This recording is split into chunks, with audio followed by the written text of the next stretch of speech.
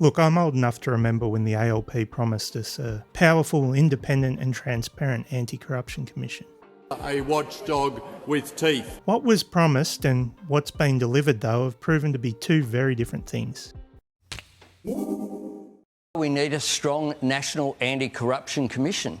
We need to restore faith in politics. Look, I'll be the first to put my hand up to admit I was incredibly naive on this one. As we went into the last election, I thought this would be something the government would definitely deliver on. If you want a national anti-corruption commission, you have to vote for a Labor government.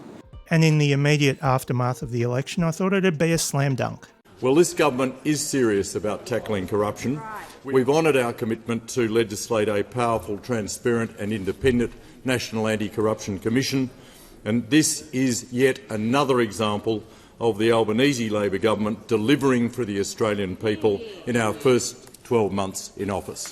With Labor holding a majority in the lower house, and with the likely support of the crossbench on measures to improve transparency and stamping out corruption, the opportunity to do something substantial was sitting right in front of them. However, as sad as it may be, Labor and the Coalition managed to team up to build flaws into the National Anti-Corruption Commission's foundations. Flaws that meant the NACC that was promised is not the NACC that has been delivered. That much has been made more than clear in recent months as we start to see some of the outcomes of its work to date. We've already seen the NACC's response or lack of response to the Robodebt referrals. I've talked about those before, so I won't go into a huge amount of detail, but suffice to say that the NACC's decision not to pursue any of the Royal Commission's Robodebt referrals devastated many Australians and signalled that there's unlikely to be any real justice handed out to those involved. This past week, we've also seen the outcome of the first Paladin investigation. And I mean, the first thing to really point out here is that whilst it may carry NACC branding, Operation Bannister was not really a NACC investigation at all. The investigation was run by the Australian Commission for Law Enforcement Integrity. It kicked off in 2020 and wrapped up in March 2022, before the last election and before the NACC was established. It then appears to have sat around for over 12 months until the ACLEI was absorbed by the NACC in July 2023.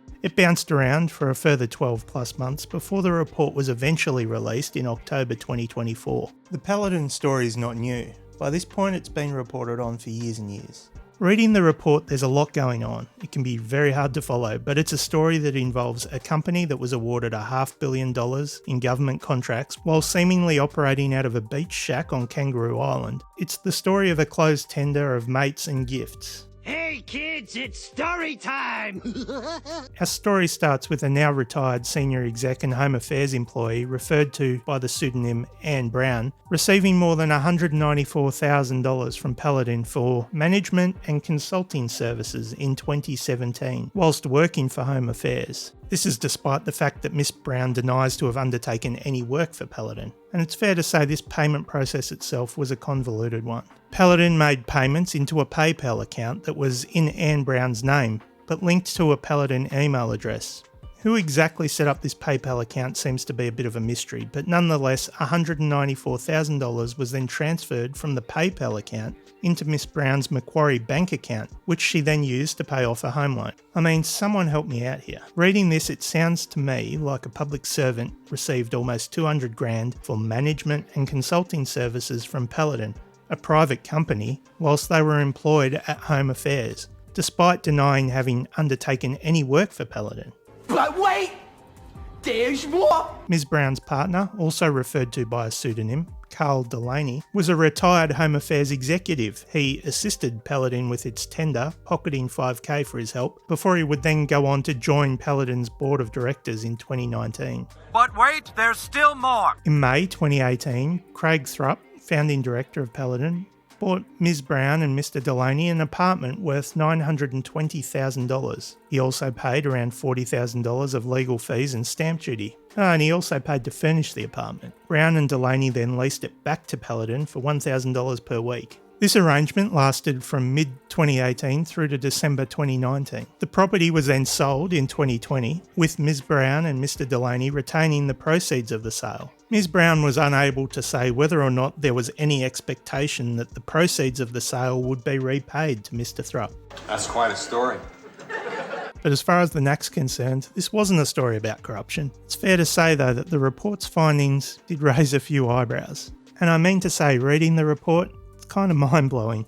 Now, maybe there are other Paladin investigations going on, maybe not. Given the shroud of secrecy the NACC is allowed to operate under, we may never know. The NACC was supposed to help restore public confidence in government. I'd argue that so far at least, it's done the opposite. The transparency that was promised is non-existent. Although let's be honest, Labor and the Coalition destroyed any chance of transparency when they teamed up to make sure that we're unlikely to see the NACC hold many, if any, public hearings, meaning the vast majority of their work will occur behind closed doors. Hardly the way to restore public confidence and demonstrate a government commitment to transparency, if you ask me. And in the same week as the Paladin findings were handed down, independent senators David Pocock and Jackie Lambie put forward an amendment to the NACC Act in the Senate. The amendment was a simple one. It would substitute the word may for the word must in the following. The Commissioner may decide to hold a hearing or part of a hearing in public if the Commissioner is satisfied that it's in the public interest to do so. Now, if you're all about transparency and restoring public trust, then an amendment like that one should be a no-brainer. But unfortunately, Labor and the Coalition joined hands to vote down the amendment, which is probably not a surprise if you've been paying attention up to this point. In case you've missed it, Labor and the Coalition have a really nasty habit of teaming up when it comes to limiting transparency and preventing any strengthening of the NACC. Like the time they stood together to make sure that amendments that would have explicitly included pork barrelling and other transparency measures could not pass. I'm not sure why you wouldn't want to specifically call out pork barrelling unless... Anyway, if Labor and the Coalition want to beat the allegations that they're slowly morphing into the one party, I'd suggest that this is not the way to go about it. All the way through, Labor and the Coalition have stood side by side, seeming to demonstrate that neither party really listened to the messages sent by voters at the last election. If you've watched any of my other videos, particularly the ones on housing, you'll probably know that one of my criticisms of the current government is, for want of a better term, their lack of ambition. That's to say that so much of what they have delivered feels like they've hit the bare minimum and moved on. They do just enough to tick the delivered box, but that's it. Not enough to deliver any significant change. And that's really how I view the NACC. It's an MVP, minimal viable product. Can the government say they've delivered an anti-corruption commission? Sure they can. But on balance, from what we've seen from it to date, I'm not even sure if it's delivering the bare minimum. Here's a hot tip for Labor. I reckon there are plenty of votes to be had by pushing genuine improvements here. Get out there and make a big song and dance about cleaning up politics. Just make sure you actually follow through. I think it's probably fairly safe to say that any strengthening of the NACC is not going to be supported by the Coalition.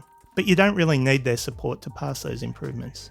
As you saw in the last election, there are enough voters out there that care about integrity and are sick of political snouts in the trough. Will those voters vote for a party that appears afraid of transparency or the one that demonstrates they're prepared to take real action? I know who I'd vote for.